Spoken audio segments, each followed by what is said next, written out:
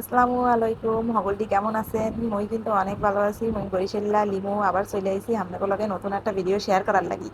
তো আজকে আমি বাজারে গেছিলাম, বাজারে যাইয়ে দেখি কচুর মতো দেখতে, কিন্তু কচুও না, জিনিসটা কি বুঝলাম না। ওদিকে কিন্তু কচু মুখিও না, কচু মুখি কিন্তু দেখতে আরো ছোট ছোট হয়। আর এইটা দেখছেন, এটা কিন্তু বড় বড়। যাই হোক, আমি বুঝি নাই জিনিসটা কি, কিন্তু খাইতে কচুর মতোই লাগছে। তো এটা নিয়ে এসেছিলাম। আর এটারে কয় মনে হয় নারকুলি মাছ। এটা প্রথমে আমি যখন বাজার থেকে আনছিল তখন আমার দেখি খুবই রাগ হয়েছিল, কারণ ছোট মাছ খাইতে একটু ভালো লাগে না। যাই হোক, মাছটা পরে রান্না করছি, পর ভালোই লাগছে। তো আজকে আমি এই কচুমুখী দিয়া সংক্ষেপে কচুমুখী বললাম, নামটা ভালো জানি না এই জন্য। তো যাই হোক, আমি এইটা দিয়ে একটা সালুন রাঁধছি। এখন আমি সালুনটা বসাবো, এর লাগি মুই এই জায়গা মশলা দিয়ে দিলাম, হলুদ মরিচ। সাধারণত আমরা ঘরে যেভাবে রান্না করি সেইভাবেই বসাইছি।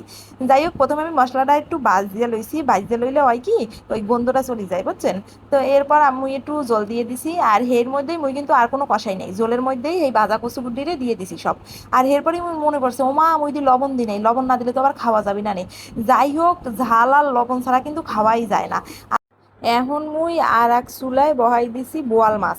সেদিন মাইয়াই কইলো, মা মুই বোয়াল মাছ খাইতে চাই। তো মাইয়ের বাপেরে যখন কইলাম বোয়াল মাছ আনতি, হ্যাঁ কইলো দামের দিক চাওয়া লাগবে না নে, মোর মাইয়াই খাইতে চাইছে, আগে বোয়াল মাছ আনো। শুনছেন, 800 টাকা কেজি নিছে বোয়াল মাছের।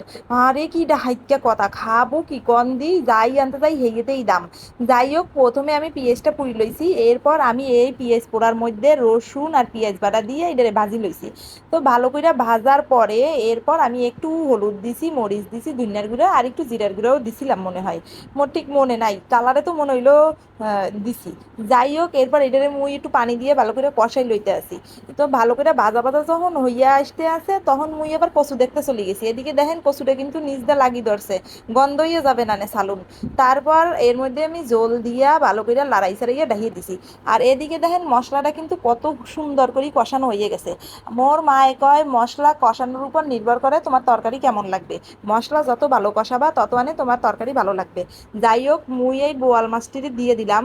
এরপর আবারও মুই এই কচু তরকারির মতো দেখেন লবণ দিছিলাম না। ভাগ্য ভালো, মোর আবার মনে পড়ে যায়, যাগো মনে না পড়ে হ্যাগো কি করুন দশা কন দি। যাই হোক, মোর মাছটা কষানো হয়ে গেছে, এরপর আমি পর্যাপ্ত ঝোল এটার মধ্যে দিয়ে দিছি। আর এই মাছটা খাইতে যা ফাইন লাগছে, তার সামনে করে কি কব, যেরম নিচে দাম আর সেইরম খাতি মজা। কথায় আছে না, যে ঘি বা অল্প খাওয়াও ভালো। যাই হোক, এদিকে মোর বোয়াল মাছটা কিন্তু ঝোল টানি গেছে, আর এখন মুই একটু জিরার গুঁড়ি ছিটাইয়া এটা নামাইয়া নেব। আর কচু তরকারিটা হয়ে গেছে। ও মাই, কচু তরকারিতে কিন্তু মেলা জাল দেয়া লাগছে, বুঝছেন? আপনারা যদি এটা রান্না করেন তাহলে একটু বেশি করে জল দিয়ে রাখবেন। আর হ্যাঁ, এই যে কচু, কলা আর আলু, এই সব তরকারিতে কিন্তু জল একটু বেশি রাখা লাগে, নইলে পরে টানি যায়।